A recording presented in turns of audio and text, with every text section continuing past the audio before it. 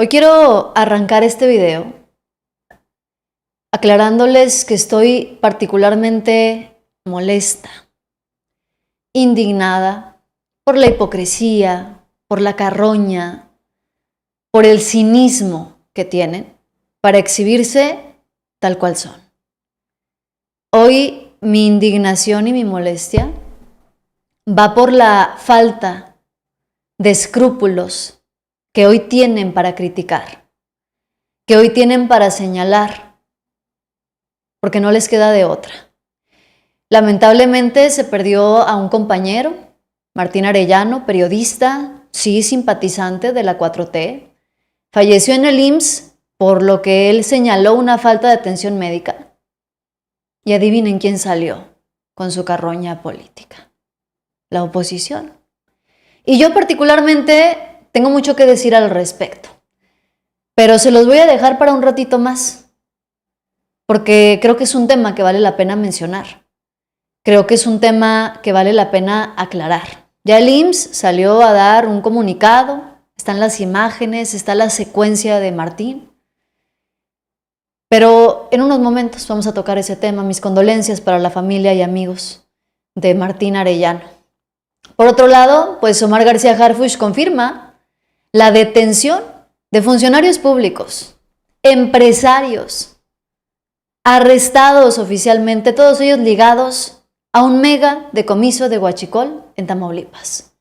Está implicado un funcionario público de alto nivel. Esto no se lo esperaban, porque Claudia Sheinbaum cuando llegó dijo: va a haber cero impunidad en mi gobierno, y esto es la clara muestra de que no estaba diciendo mentiras. El peor escenario para el PRI. Se les está yendo de las manos lo poquito que les queda. Gobernador priista no quiere ser priista, quiere ser claudista. Y esto es un escándalo por donde se le vea. En lugar de respaldar a Alejandro Moreno, ha decidido darle la espalda y respaldar a Claudia Sheinbaum. Comenzamos.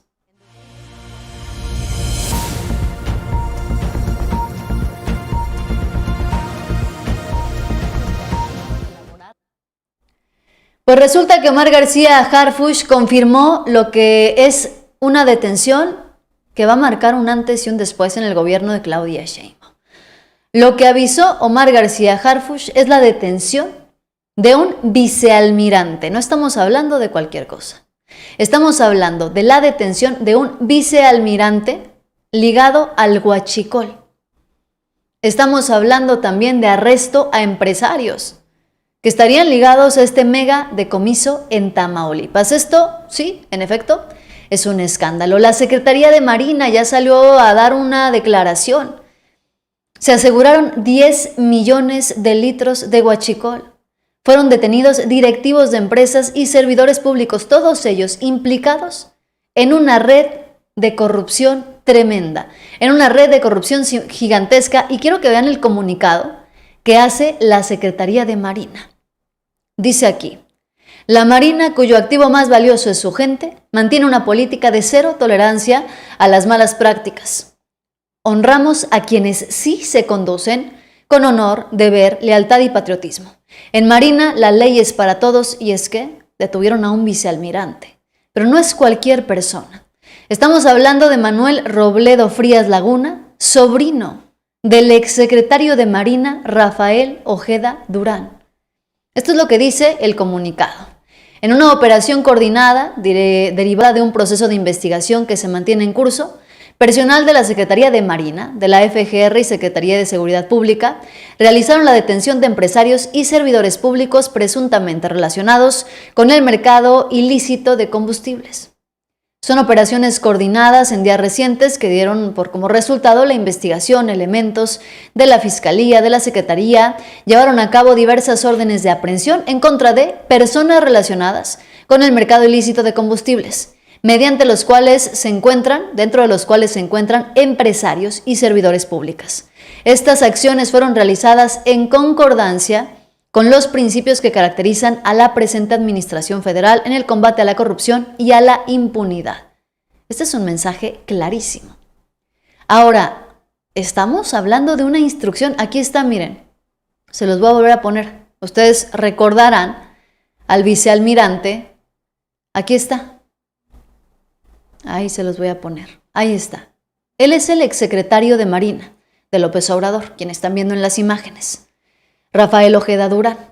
Bueno, pues su sobrino estaba ligado a esta red de huachicol, ligado a empresarios y servidores públicos relacionados a este mismo caso. Dejando claro que la instrucción es bastante clara. No se van a permitir ni se van a solapar actos de corrupción de ninguna persona ni de ninguna corporación. La aplicación de la ley va a ser para todos y se continuará en contra de estos grupos delictivos, caiga quien caiga. Cero tolerancia a la corrupción. Esto ya lo había advertido la presidenta Claudia Sheinbaum. Ya se los había dicho desde que llegó. En su primer discurso como presidenta se los advirtió, pero parece que no quisieron hacer caso. Omar García Harfuch fue quien se encargó de dar la noticia, que luego pues sería evidenciada por la Secretaría de Marina también. Resultado de trabajos de investigación, aquí está. Se detuvieron a directivos de empresas, algunos servidores públicos, quienes contaban con órdenes de aprehensión. Lo dio a conocer Harfuch. Ahora, habría que ver qué es lo que tiene que decir de todo esto el exsecretario de Marina del gobierno de López Obrador. Porque sí, no lo están implicando a él de manera directa, pero sí están implicando a su sobrino, que no es cosa menor. Había evidentemente una red de corrupción. De eso no cabe ni la menor duda. Y seguramente siguen existiendo y se siguen tejiendo muchas redes de corrupción a lo largo del gobierno. No es nada sencillo lo que está haciendo la presidenta Claudia Sheinbaum y no es la primera vez que yo les digo esto. Claudia Sheinbaum se está metiendo con lo que muchos han considerado durante décadas intocable. No le tembló la mano para seguir adelante con la elección del Poder Judicial. A Claudia Sheinbaum no le ha temblado la mano para enviar a los criminales a Estados Unidos. No le ha temblado la mano para darle cara a los embates de Donald Trump y de los Estados Unidos. A Claudia Sheinbaum no le ha temblado la mano para negociar, para cerrar tratos y acuerdos con los empresarios, pero sin dejar olvidado al pueblo mexicano. Claudia Sheinbaum está haciendo muchas cosas que tras su primer informe de gobierno pues están siendo reconocidas a nivel nacional y a nivel internacional también. Acusan a este gobierno, fíjense bien, yo ya les había advertido que se les iban a empezar a caer cada una de las narrativas a la oposición. Se les cayó ya la narrativa de seguridad porque están dando resultados en materia de seguridad. Quieren pedir la intervención extranjera de Estados Unidos y por más que quieren sacar ese tema y jalarlo y traerlo, es imposible. Porque Estados Unidos respalda la estrategia, el plan de Claudia Sheinbaum y no les queda de otra. Los empresarios ya no están del lado del PRI y del PAN, están del lado de la presidenta, la apoyan también. El único que no la apoya es Ricardo Salinas Pliego. Resulta que la Profepa clausuró una empresa de Ricardo Salinas Pliego. Esta empresa era proveedora de Pemex. Es decir, el empresario no solamente se estaría quedando oficialmente sin contratos para el gobierno, sino que también estamos hablando de que Ricardo Salinas Pliego estaría quedándose sin otra fuente de ingresos. Taipon Offshore es una empresa de Ricardo Salinas Pliego. Fue clausurada por falta de permisos ambientales de la Profepa. Compartió las razones por las que la decidió clausurar. De acuerdo con la Profepa, se trata de una medida de seguridad ante la operación de la empresa sin la autorización en materia ambiental en Campeche. Tanto que les importa o que les importaba el medio ambiente allá en Campeche, en Cancún, en Quintana Roo, en toda esa zona recorrida por el Tren Maya. Ricardo Salinas Pliego salió a dar discursos y a dar opiniones en contra del Tren Maya. Bueno, pues ahora resulta que sus empresas no cumplían con la reglamentación ambiental. Ahí sí, no les importaba en absoluto. Bueno, pues como no tenían autorización en materia ambiental en Campeche, les clausuraron. Se colocaron sellos de clausura y se le impuso una multa a la empresa de Salinas Pliego, que se suma a los adeudos del empresario con el gobierno mexicano. La Profepa dio a conocer esto, se hizo público y bueno, esta es una empresa dedicada a reparación y mantenimiento de maquinaria de equipo industrial ubicada en Carmen, en Campeche. Pero de esto ni una sola palabra. Para esto no son ambientalistas, para esto no les interesan los arbolitos, para eso no les interesan las comunidades originarias. Pues no, porque les estaban generando ingresos. Y aquí se queda evidenciada una vez más la hipocresía. Queda evidenciada una vez más, pues que simplemente están tratando de golpetear al gobierno en lugar de realmente buscar el bienestar del pueblo, de las y los mexicanos. Si tienes una empresa en Campeche y no cumples con las normas ambientales, pero te quejas de que el Tren Maya es contaminante, está destruyendo la selva, que las comunidades originarias, que los cenotes, pues entonces estamos hablando de congruencia o de que hay detrás motivos políticos, lo cual no es una sorpresa absolutamente para nadie. Lo que tampoco es sorpresa para nadie es lo que ocurre actualmente en materia nacional, pues porque están tratando a como dé lugar de desviar o de descarrilar al gobierno de Claudia Sheinbaum y quitarle popularidad. El nuevo reportaje de Carlos Loret de Mola, escandaloso por donde se le vea, rimbombante, haciendo énfasis en cifras, en números, en contratos que el gobierno mexicano le habría dado a la televisora de Nicolás Maduro. Esto es lo que publicó Carlos Loret de Mola en uno de sus reportajes. Quiero que lo escuches conmigo y te lo voy a explicar, porque esto que está diciendo no tiene sentido. El gobierno de México está financiando a la televisora del dictador Nicolás Maduro de Venezuela. ¿Sí? Los gobiernos de López Obrador y Sheinbaum han firmado más de una docena de contratos para dar dinero de todos los mexicanos a la cadena Telesur, que es propaganda de Maduro. Este es un reportaje especial de Latinos Investiga.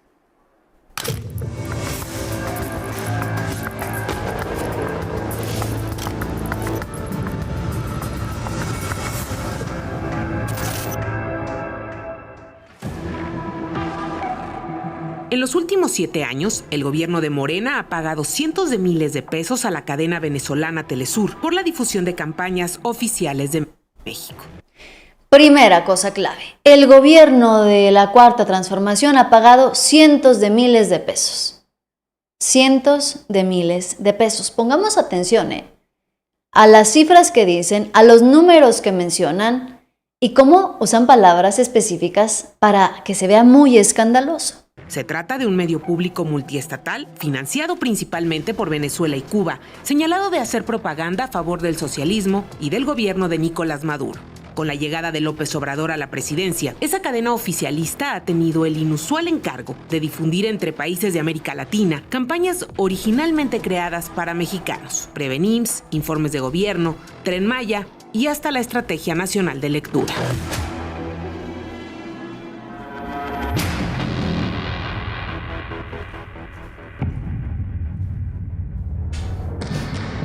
Así se ve el sitio de noticias de la Nueva Televisión del Sur, CA, cadena impulsada en 2005 por el entonces presidente de Venezuela, Hugo Chávez, mejor conocida como Telesur. Este espacio ha sido uno de los favoritos del gobierno de Morena para la difusión de campañas oficiales, principalmente de salud. No es gratis. Dependencias como el IMSS y Gobernación, además del gobierno de la Ciudad de México, han financiado al medio público venezolano a través de adjudicaciones directas. Telesur recibió al menos 12 contratos por hasta 2.700.000 pesos durante el gobierno del expresidente López Obrador, de acuerdo con información pública. Todos los contratos asignados por el gobierno de Morena han sido firmados por Aiza María García García, representante legal y jefa de la corresponsalía en México. entre los contratos asignados por el gobierno de la 4T, el Instituto Mexicano del Seguro Social ha sido la dependencia que más ha favorecido a la cadena con sede en Caracas, Venezuela. Van algunos ejemplos. En 2021, la Nueva Televisión del Sur recibió un contrato por hasta 280,000 pesos para la difusión de campañas del INE. 280,000 pesos. Cada uno de los contratos que van a explicar aquí son más o menos de ese aproximado. 280,000 pesos más o menos. Dicen que en total, la cuarta transformación desde que llegó López Obrador ha destinado 2,700,000 pesos al gobierno de Venezuela. Ahora quiero que se fijen bien dónde está la trampa de todo esto.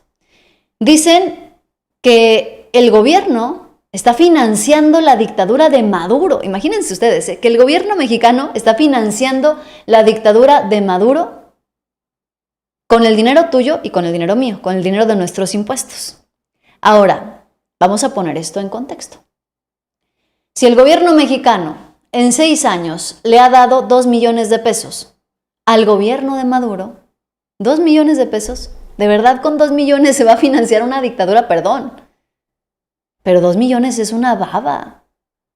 Para financiar una dictadura, 2 millones de pesos es nada. Es más, con 2 millones de pesos, acá en el norte con trabajos te compras una casita de interés social. Con trabajos, ¿eh? Y estamos hablando de una casa, no, o sea, no. 2 millones de pesos es nada. Ahora, vamos a ponerlo así, que cada contrato tiene un valor más o menos de 200,000 pesos. A ver, ¿cuántos funcionarios públicos en México ganan más de 200,000 pesos al mes? Incluyendo diputados, senadores, ministros, magistrados, gobernadores. ¿Cuántos funcionarios públicos en México ganan al mes 200,000 pesos? Porque ahí se les empieza a caer la mentira. Ahora, sí, el gobierno de México tendría que explicar, ¿no? ¿Cuál es la finalidad de que esas campañas se difundan en América del Sur? Sí, el gobierno de México tendría que explicar. Pero de eso, a que el gobierno mexicano esté financiando la dictadura de Nicolás Maduro, pues la verdad es que no. Fíjense, de acuerdo con análisis de la empresa de Claudio X González, Mexicanos contra la Corrupción y la Impunidad, se estima que 1,213 funcionarios del gobierno federal reciben una remuneración bruta de más de 200,000 pesos cada mes. Más de 1,000 funcionarios. Se les pagan más de 200,000 pesos al mes. Y al gobierno de Nicolás Maduro pues le dieron unos cuantos contratos de vez en cuando. Pon tú, uno por mes. Bueno, no sería en un año, ¿no? Porque nada más fueron 12 contratos. 12 contratos entre 6 años de gobierno. Nada más se los pongo así. Desde el Poder Judicial. A ver, en México, los ministros de la Suprema Corte reciben o recibían, porque ya se bajaron el sueldo, 206,000 pesos mensuales. Están haciendo un escándalo porque a la televisora de Venezuela se le dio un contrato por 200,000 pesos. En el Tribunal Electoral también. Los magistrados pueden ganar más de 200,000 pesos. Y según, fíjense este dato, los ministros antes ganaban más. Podían ganar hasta 200, casi 300,000 pesos, pues. O sea, todos son del Poder Judicial. En la Judicatura Federal, 286,000 pesos. El Tribunal Electoral, 286,000 pesos. Los legisladores ganan como 130,000 pesos al mes. Gobernadores. En Aguascalientes, 237,000 pesos. Un contratito, hagan de cuenta, pero no más que por mes. En el Estado de México también 200,000 pesos. Entonces, están haciendo un escándalo donde evidentemente no existe ningún escándalo. Están queriendo hacerse notar, están queriendo buscar una vía. ¿Para qué? Ojo con esto, porque lo que realmente están haciendo, y no se atreven a decirlo, es buscar la manera de vincular al gobierno mexicano con Venezuela, que actualmente es considerado enemigo prácticamente de los Estados Unidos. Haciendo esta vinculación esperan conseguir y pactar la intervención militar de los Estados Unidos en México. Dice Jared, esos chayoteros ya no saben qué inventar. Gracias por mantenernos informados. Muchísimas gracias. A ti, querido Jared, un abrazo. Se trata de Latinus y Loret de Mola, entonces todo es mentira. Pues más allá de que todo sea mentira, no necesariamente tiene que ser mentira lo que publican en Latinus. El problema es cómo distorsionan las cosas para hacerlas ver como si fuera malo, como si fuera corrupción, como si fuera, híjole, lo peor que estuviera pasando. De hecho, aquí mismo le ponen que el gobierno mexicano financia con tu dinero la dictadura venezolana. Por supuesto que no. No tienen pruebas de eso, no tienen evidencias. Y yo insisto, con 2 millones de pesos no se financia una dictadura. Con 2 millones de pesos no se financia ni siquiera una campaña política local. Con eso les digo todo aquí en México. Con eso les digo todo. Dice, ¿cuál dictadura? Pues exactamente, ¿cuál dictadura? Da náuseas escuchar a este amigo, no deberían de darle difusión. No, el tema de la difusión nada más es para que vean cómo quedan en ridículo solitos. Sin necesidad, miren, ahí está. México financia televisora de Maduro. Y luego empiezan a hablar de la dictadura. Y tiene un trasfondo todo esto. Ya se los digo. La finalidad de todo esto es poder vincular al gobierno de la 4T, vincular a México con Venezuela y ponerlo como un objetivo de los Estados Unidos. A ese punto han llegado. Así de bajo han caído. Mientras tanto, la presidenta Claudia Sheinbaum está haciendo lo que ningún panista o priista se ha atrevido a hacer en los últimos años. Salir de gira para rendirle cuentas y darle explicaciones a las y los mexicanos. La presidenta Claudia Sheinbaum va a hacer una gira maratónica. 9 estados va a recorrer en 48 horas y todo con tal de llevarles hasta la puerta de su estado el informe de gobierno. Los informes de gobierno normalmente se hacen siempre, los del presidente de la República, pues desde la Ciudad de México, ¿no? Los que podíamos ir o los que podían ir, pues qué bueno, que estuvieron ahí, que escucharon y si no prendías la tele. Bueno, pues Claudia Sheinbaum tuvo una nueva idea, una nueva iniciativa. Se le ocurrió la maravillosa idea de sí, dar su informe en la Ciudad de México, pero también volver a salir a darle la cara a la gente a la que salió a pedirle el voto y llevarle el informe de gobierno hasta sus estados. Así que el día de hoy estoy aquí con ustedes porque estoy también inaugurando una nueva forma de rendirle cuentas al pueblo de México.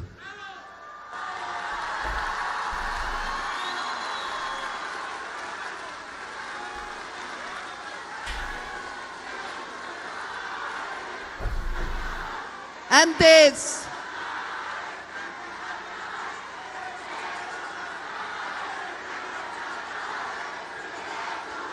los gobernantes no salían de Los Pinos, los presidentes llegaban al gobierno, hacían su campaña, llegaban al gobierno y se quedaban dentro de sus oficinas. Pero nosotros somos gobierno de territorio y estamos cerca de la gente siempre.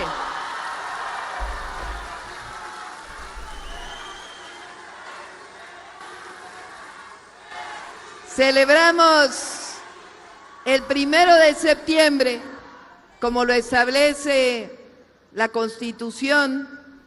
El 1 de septiembre, los presidentes, ahora la presidenta, tenemos que dar nuestro informe al pueblo de México, a la nación. Vimos el informe en Palacio Nacional el lunes, pero dije, ¿por qué solo allá en la Ciudad de México, en Palacio Nacional, aunque ahora haya redes sociales, televisión? Fíjense, esto que plantea Claudia Sheinbaum me parece sumamente importante. ¿Por qué? Porque normalmente, y casi siempre, incluso los políticos están acostumbrados a que todo se centre allá en la Ciudad de México. Y si no estás en la Ciudad de México, pues ya te amolaste, porque todo es allá, todo lo importante siempre es allá. La presidenta Claudia Sheinbaum le está dando la importancia que tiene a todo el país, a cada uno de los estados de este país y a cada uno de los ciudadanos de México, saliendo a recorrer el país para llevarles el informe, para traernos el informe hasta nuestros estados. En 48 horas, tan solo este fin de semana, la presidenta Claudia Sheinbaum va a recorrer 9 estados de la República. Y así lo va a seguir haciendo hasta que concluya con poder llevar su informe a la mayor parte del país, a donde se pueda, en la medida de lo posible, claro, porque pues tiene funciones de presidenta.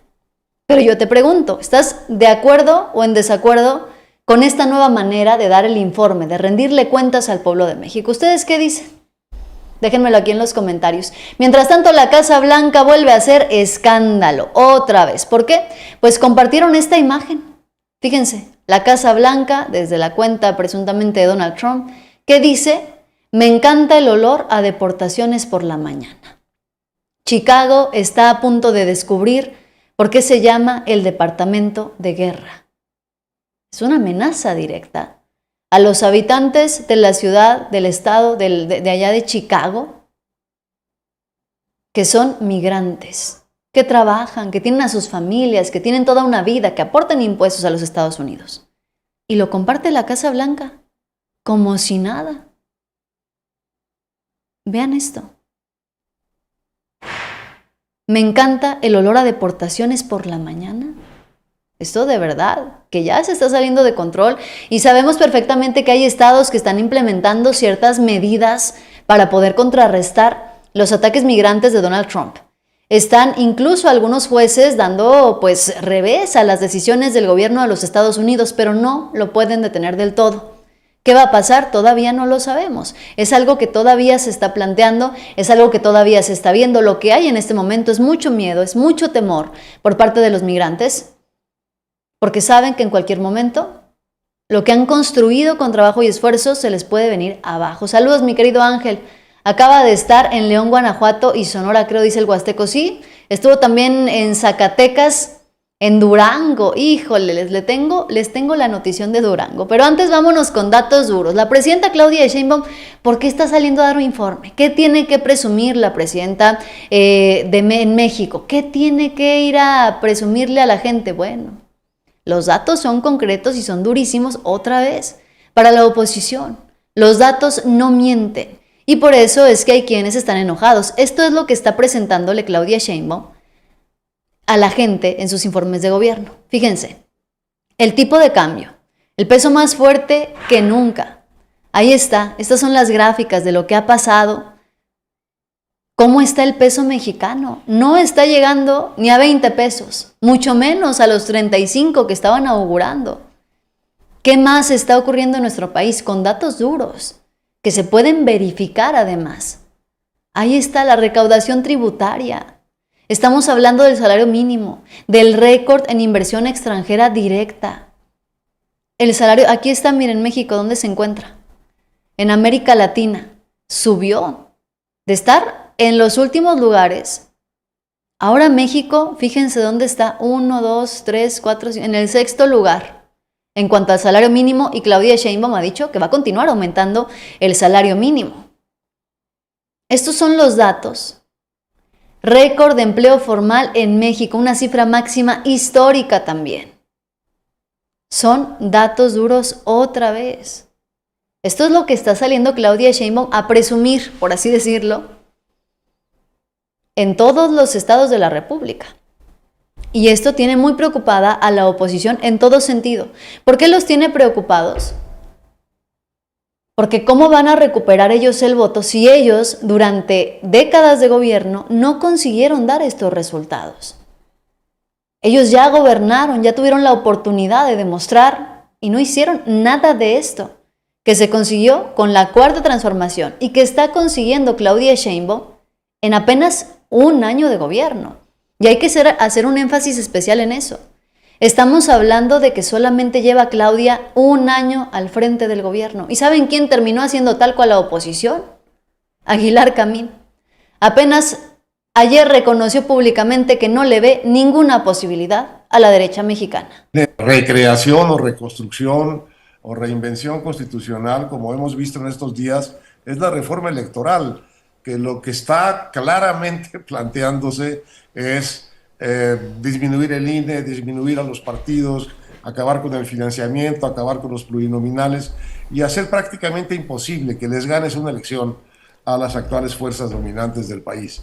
Entonces, ¿Cuándo vamos a cambiar esta constitución, Joaquín? ¿Cuándo es que México va a poder tener una mayoría de oposición constitucional, es decir, calificada, es decir, con el 66% de los asientos en el Congreso para cambiar esta constitución en las cosas que son simplemente antidemocráticas y contrarias, por cierto, a la historia constitucional de México? ¿Cuándo vamos a tener una mayoría calificada para cambiar esa constitución?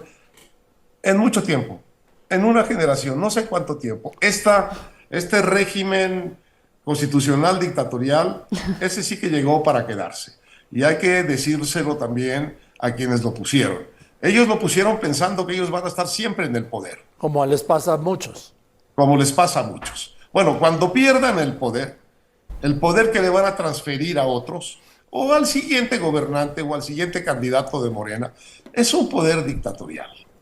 Y yo creo que ellos mismos van a ser víctimas en la cura interna de sus discordias o en el tránsito a otro gobierno, van a ser víctimas de estos poderes inapelables que se han concedido y que están, como digo, solo inscritos todavía en la Constitución, pero en condición de germinar. Y cuando uno oye a la presidenta decir que le quiere poner el segundo piso a lo creado por López Obrador, en el fondo lo que está diciendo es que quiere hacer verdad estas reformas constitucionales, pues claro, y tener un gobierno pues eternamente en manos del partido que gobierna hoy.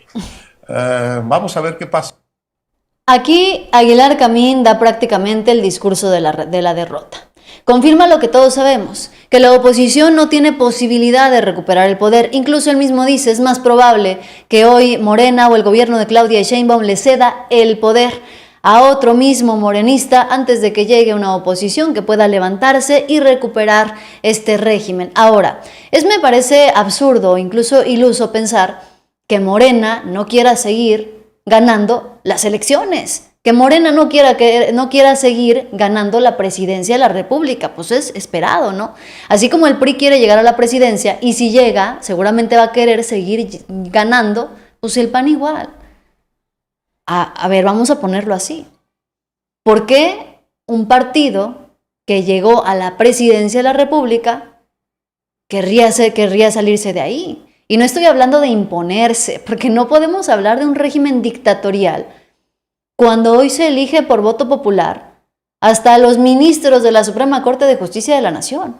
Hoy en día no hay pruebas, no hay evidencias de que esto esté convertido en una dictadura, más que lo que tienen ellos en sus cabecitas. Pero bueno, siguen con este mismo discurso, mientras que la oposición, quienes son de oposición y los poquitos que le quedan a la derecha mexicana, pues empiezan a hacerse del lado de Claudia Sheinbaum.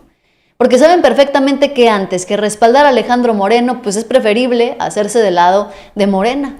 Así ocurrió en Durango. El gobernador de Durango, priista, uno de los dos bastiones que le quedan a Alejandro Moreno, ha decidido que no quiere defender a Alito, no se va a poner del lado del PRI, no. Tampoco dijo que es morenista, pero sí dijo que es claudista.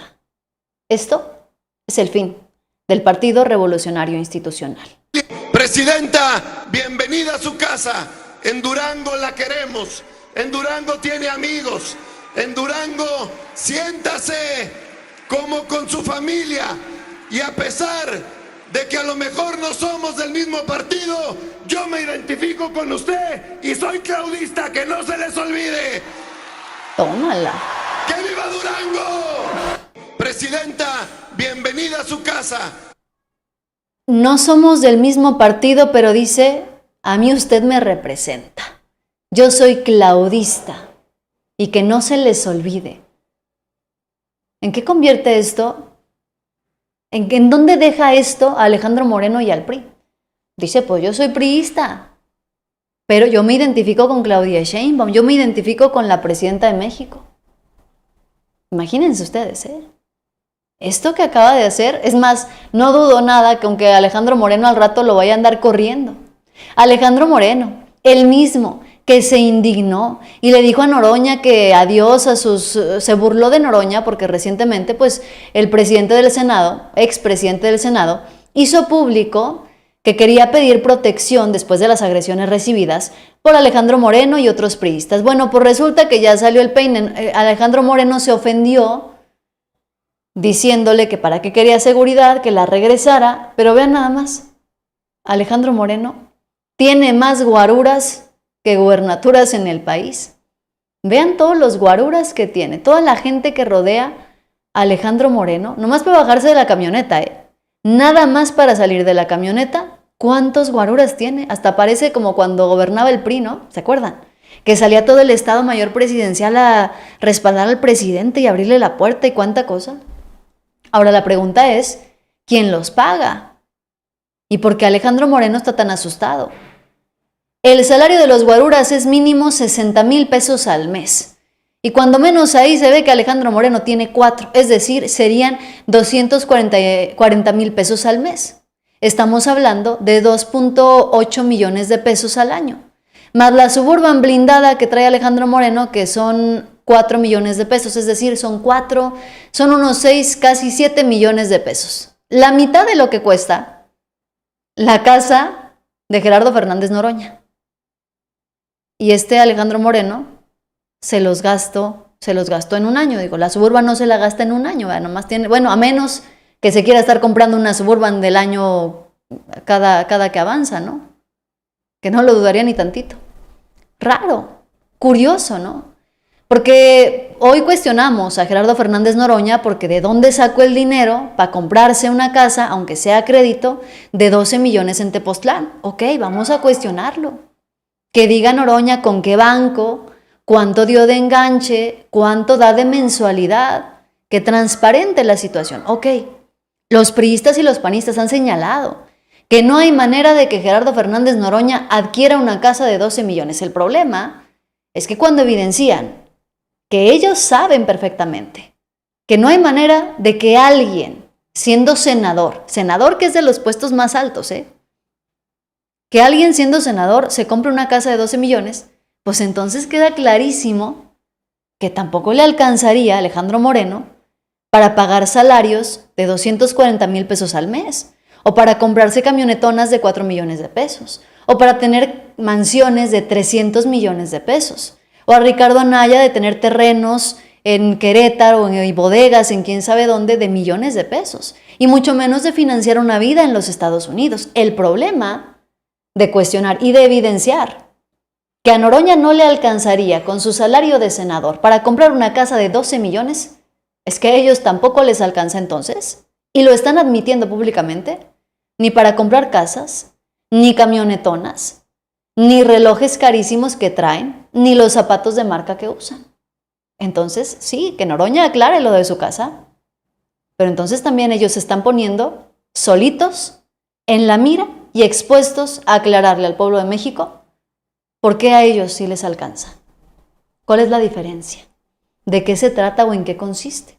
Ante todo esto, y hablando de Gerardo Fernández Noroña, pues llegó a una de las pláticas, de las conferencias que suele dar también durante los fines de semana, a un evento, pues. En este evento, Gerardo Fernández Noroña fue cuestionado por una estudiante que le dijo que dónde estaba la congruencia, le reclamó de su casa en Tepoztlán. Noroña le contestó, y quiero que escuchen lo que le contestó. Tú estás para debatir, tú estás para lavar trastes. Entonces mi pregunta es, ¿dónde queda la...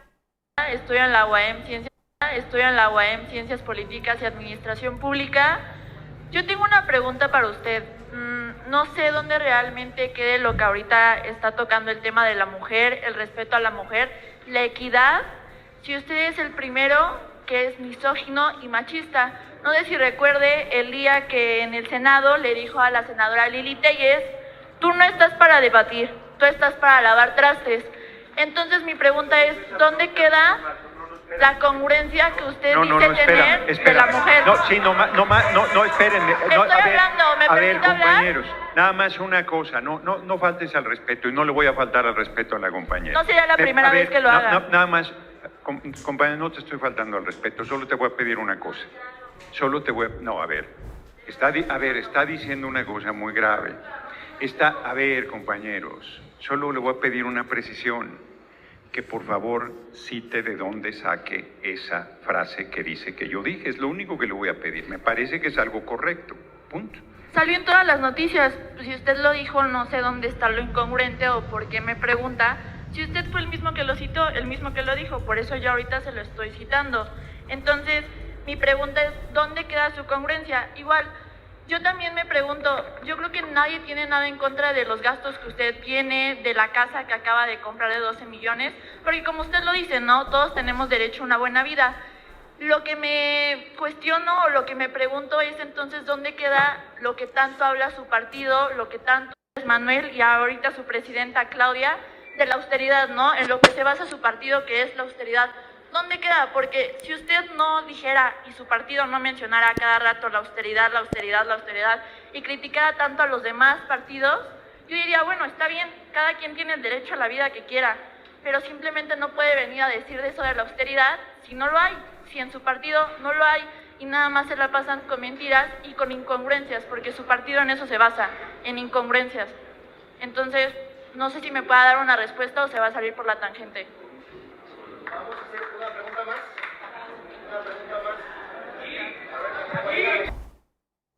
Ahora, ¿qué contestó Noroña?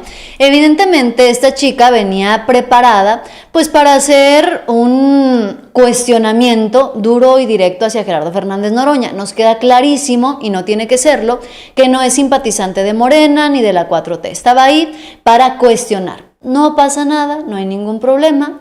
El problema vino cuando lo que dijo no lo podía sustentar, al menos sobre los insultos hacia Lili Téllez. Y el tema también de su casa en Tepoztlán y de la austeridad, en donde dices que su presidenta, ahí se ve claramente y ella pierde sentido y pierde objetividad y pierde credibilidad cuando se ve que es una persona anti-4T, no tiene que ser a favor de la 4T, pero bueno, o sea, evidentemente iba dispuesta a golpetear. ¿Qué le contestó Noroña? Aquí te lo voy a poner. Un momento, yo le pido comedidamente a una persona que precise su acusación.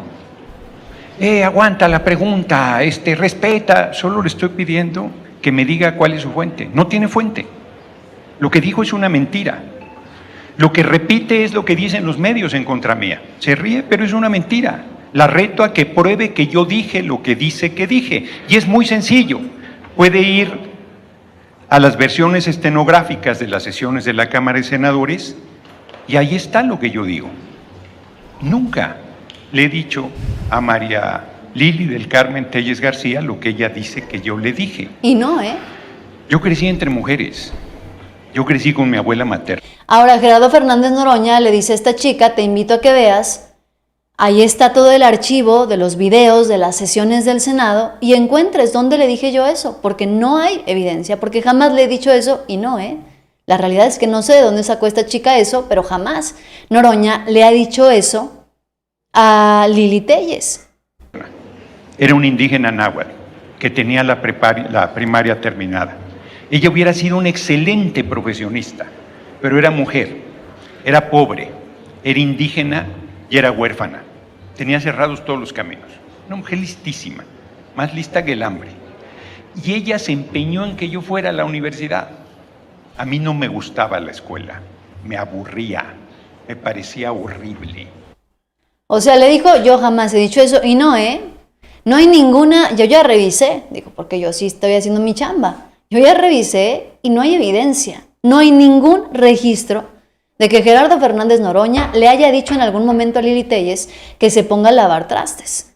Lo que sí hay es alguna ocasión en la que Gerardo Fernández Noroña le dijo a Lili Téllez que tendría que empezar por recoger la basura de su grupo parlamentario, pero no que se pusiera a barrer o a lavar trastes, no, se refería evidentemente al desorden, corrupción, narco, cinismo, abuso de poder que hay al interior de Acción Nacional. Eso es así como que lo más cercano que yo encontré en redes sociales. Lo que sí ha pasado es que Lili Téllez lo ha llamado changoleón, lo ha llamado bellaco.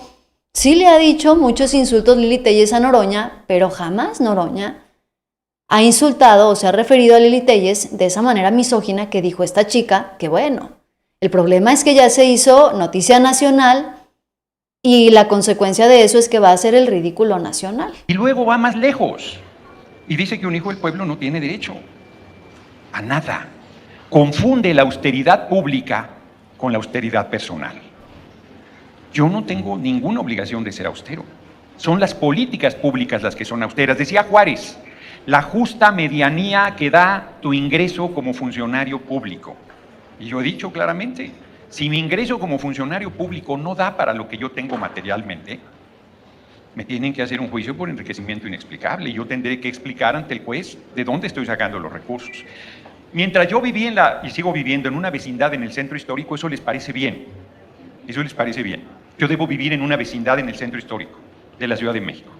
Pero yo, presidente de la Cámara de Senadores y senador de la República, ni se me ocurra vivir en un lugar que no sea la vecindad del centro histórico. ¿Se dan cuenta del racismo y el clasismo que esto significa? O sea, es inconcebible. Nadie critica mis camisas mexicanas. Son caras. Nadie las critica porque son de indio. ¿No? Pero no se te ocurra tener una camioneta Volvo. Nadie se cuestiona que, por ejemplo, como presidente de la Cámara de Senadores, yo no tenía vehículo. Yo puse mi vehículo al servicio de la tarea pública. Tiene 91,000 kilómetros y no lo uso para padrotear. Lo uso para el trabajo permanente. No hay una sola persona en las... Yo fui diputado federal por Iztapalapa 3 veces. Estoy yendo a las asambleas de los comités de bases, por sección electoral. No hay una sola persona que me diga, oye, ¿dónde vives? Oye, ¿qué vehículo traes? Porque el pueblo de México lo que quiere es hombres y mujeres comprometidos. Lo que está harto el pueblo de México son fantoches. El tipo, un joven de 31 años, trae un reloj de 3 millones de pesos. ¿De dónde? ¡Híjole! ¿De dónde ese diputado federal? ¿De dónde Alejandro Moreno tiene una casa de 300 millones de pesos? Pero a nuestra joven compañera Victoria eso no la despeina. No, pinche Noroña, ¿cómo se le ocurre? Querer tener una casa en Tepoztlán. O sea... Pues sí le llovió, ¿eh? Le llovió a esta chica, la respuesta de Noroña no estuvo mal. Y sí, a la gente, nomás yo aclararía, a la gente sí le importa en qué carro andas, sí le importa si eres político, en dónde vives, porque claramente eso podría representar, pues si eres corrupto, si no eres corrupto, si te gusta el dinerito o no te gusta el dinerito. La respuesta de Noroña fue buena, es incuestionable que contestó con buenos argumentos y sí, seguiremos preguntando, ¿cuánto paga de mensualidad? ¿Cuánto dio de enganche? ¿De dónde sacó lo del enganche? ¿En qué banco? Para estar todos claros y transparentes en el asunto. Y entonces así también podemos entender y dejar en claro pues lo que es evidente. Que si a Noroña con trabajos le cuesta comprarse una casa de 12 millones de pesos, ¿por qué a los demás políticos sí les alcanza y no se les cuestiona que se compren tanto lujo y tanta cosa? Este es el nuevo escándalo. Te lo voy a mostrar, el escándalo de los priistas. Resulta que el diputado federal y brazo porril, como dice aquí el soberano, de Alejandro Moreno, Carlos Mancilla, fue sorprendido en los pasillos de San Lázaro con un reloj de más de 3 millones de pesos. A Noroña no le alcanza para una casa de 12 millones. Pero aquí al señorito sí le alcanza para un reloj de 3 millones de pesos. Los diputados, si no me equivoco, ganan menos de 100,000 pesos mensuales, que sí es mucho, pero como para que digas tú lo voy a destinar a comprarme un reloj de 3 millones de pesos, está complicado. Vamos a ver qué argumento da, a ver si se transparentan las cuentas también, a ver cómo lo explican, porque honestamente esto tampoco tiene sentido por donde se le vea. ¿Ustedes qué dicen? Por eso dijo, no se cieguen. Pues sí, exactamente, así las cosas. Dice, la doctora Sheinbaum ha hecho un excelente trabajo. Palabras fuertes, dice Jared, sí, bastantes fuertes. Como bien dicen, para las cuestiones de trabajo, austeridad, pero para la vida personal, cada quien como pueda y como quiera, según sus capacidades. Pues sí, en teoría así es como aplica. En la vida personal, y si les alcanza, que hagan lo que quieran. Pero ya en lo particular...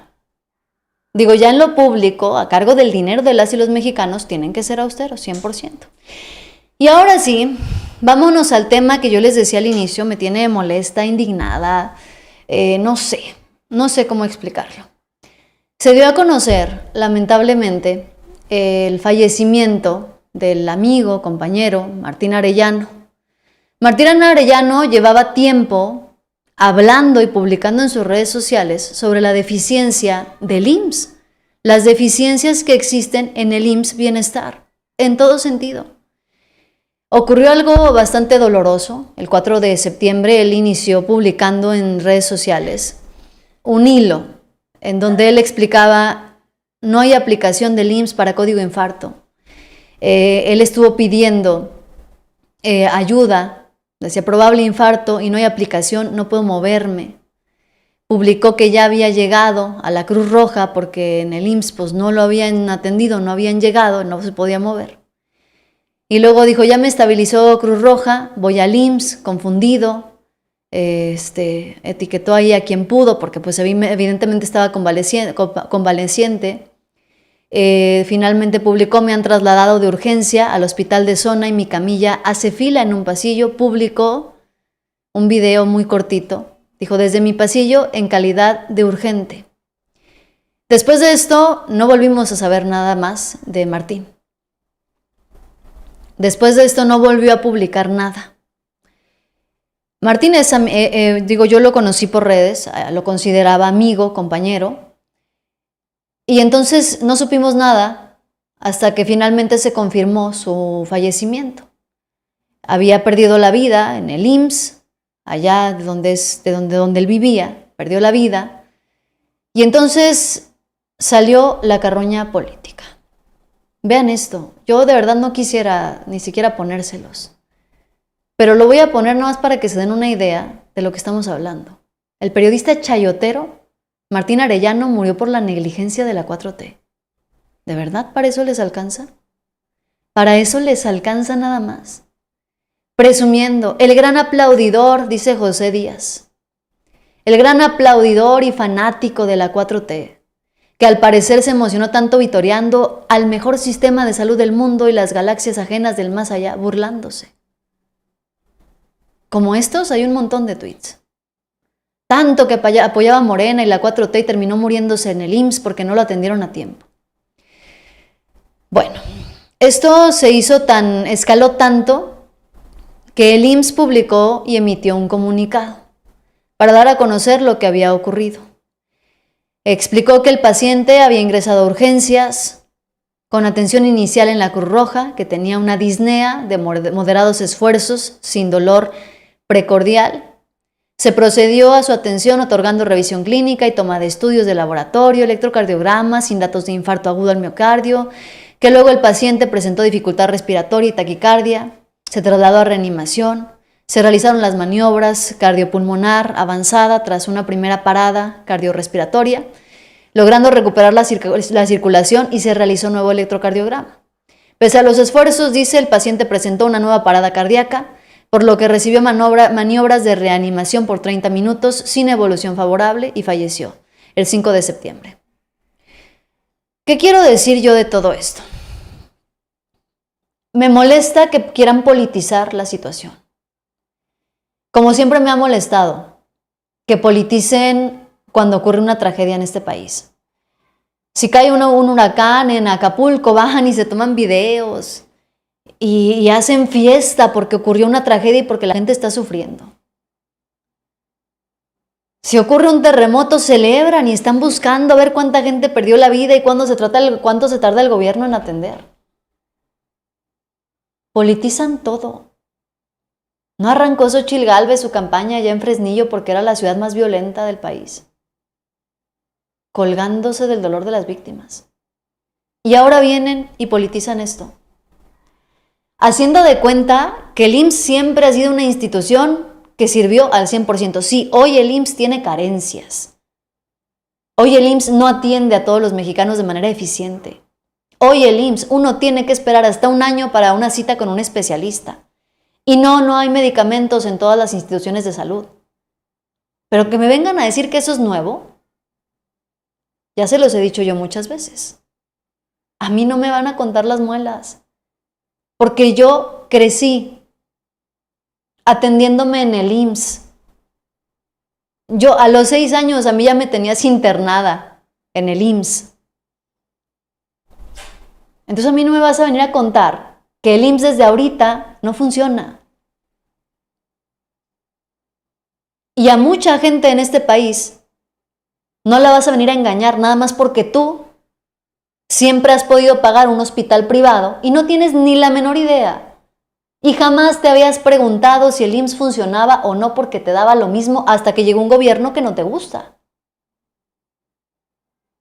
Entiendo que quien en su vida ha puesto un pie en el IMSS no sepa que se tienen que hacer filas, que tienes que hacer cita, que tienes que esperar.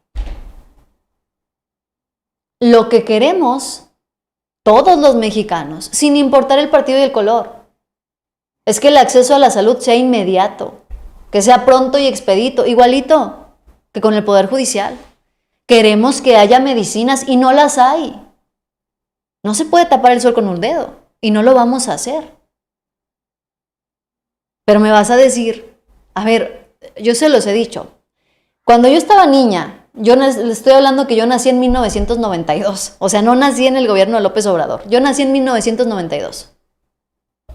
Y cuando yo era niña y me enfermaba, tenía que pasar todo el día, literalmente se hacía de noche en el IMSS para que me atendiera mi médico general. No te estoy hablando de un especialista, te estoy hablando de un médico general. Yo me acuerdo estar ahí tirada en el piso, dándole lata a mi mamá, de aquí hasta que me tocaba entrar a consulta. Y salía de noche de ahí. Me tocó que no había, o sea, en fin de semana no te puedes enfermar, desde que yo estaba niña, y todavía pasa. En muchos hospitales, sobre todo en las comunidades, en los pueblos, no te puedes enfermar en fin de semana. Porque si se te ocurre enfermarte en fin de semana, no hay ni ambulancia, ni especialistas, ni siquiera radiografías. Que ni se te ocurra, lo sé porque me pasó cuando yo era niña. Y no nací en el gobierno de López Obrador. Que la carencia de las medicinas, vienen y dicen, es que no hay medicinas gracias a López Obrador. No sean de verdad.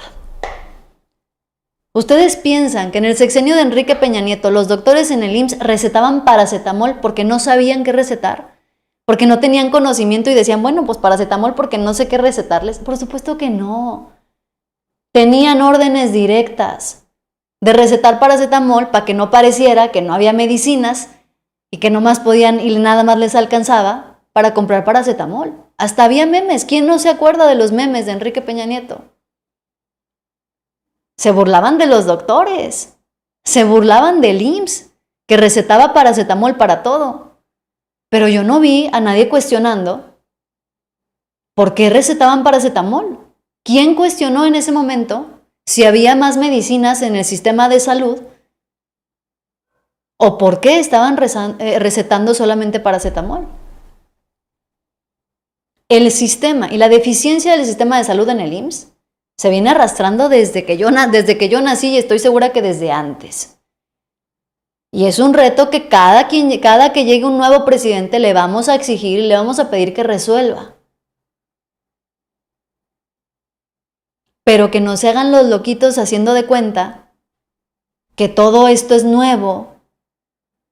Se hacen los sorprendidos porque la gente tiene que hacer un año de espera para tener citas con especialistas y se mueren en el camino. Hay gente que se muere en el camino porque no aguanta un año para atenderse con un especialista en el IMSS.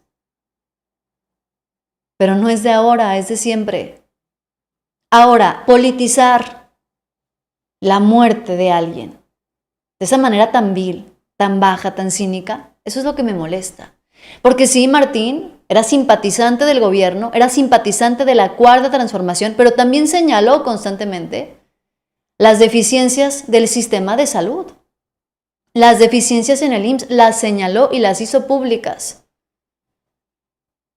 Martín, al igual que muchos de nosotros, yo incluida, decidimos apostarle abiertamente a un nuevo sistema de gobierno, diferente al PRI y al PAN, que ya vimos que no funcionaron.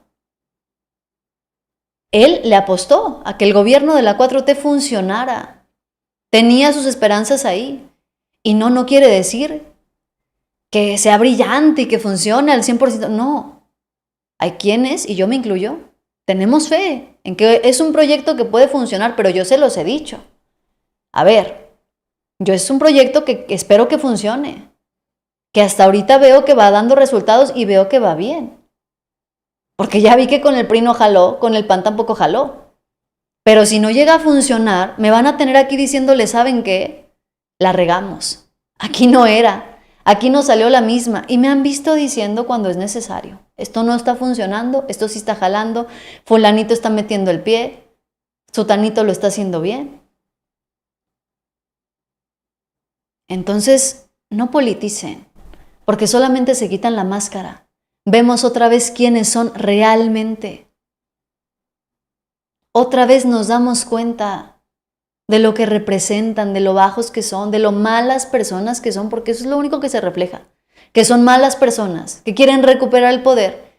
Ahora imagínense ustedes, si están evidenciando que nunca en su vida han ido al IMSS a atenderse, ¿ustedes creen que esas mismas personas, llegando al poder, van a resolver los problemas del sistema de salud que ni siquiera conocen, que no tienen ni idea de cómo funcionan? Por supuesto que no. Entonces, dejen de politizar la tragedia. Dejen de politizar la situación. Porque en lugar de ganar votos, los están perdiendo y los van a seguir perdiendo. Dice, así es, se viene arrastrando desde los años 60. Yo nací en 1966. Las sillas del IMSS son cada mes para las personas que lo requieren y atención inmediata para los accidentados o lleguen enfermos. Y si hay medicamentos, yo soy una persona que tiene cita cada mes. Exacto. Dice Oscar, así como Oscar, yo también tengo familia que tiene cita en el IMSS cada mes con especialistas. Y sí les dan sus citas. Claro que depende de qué especialista vayas, ¿no? Hay algunos que no tienen cita o la primera cita, y algunos que no tienen espacio, hay que reconocerlo. Pero también hay quien tiene su cita cada mes. Ya se está dando el abasto de medicamentos, vamos a ver, esto hay que esperar. Y vamos a ver qué resultados da Claudia Sheinbaum.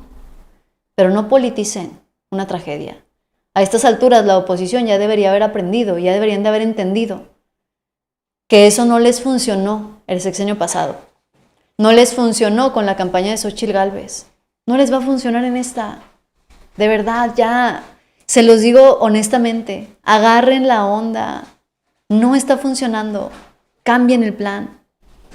Porque esto no funciona. De verdad. Háganlo distinto. Hagan algo que realmente llame la atención, en lugar de burlarse de las tragedias de los demás. Bueno, noticiosos, yo soy Yasira Handal, gracias por acompañarme, por todos sus comentarios, por sus mensajes, de verdad se los agradezco infinitamente. Suscríbanse, denle like y compartan para llegar a más personas. Yo soy Yasira Handal y al rato nos vemos como siempre con más información. Bye bye.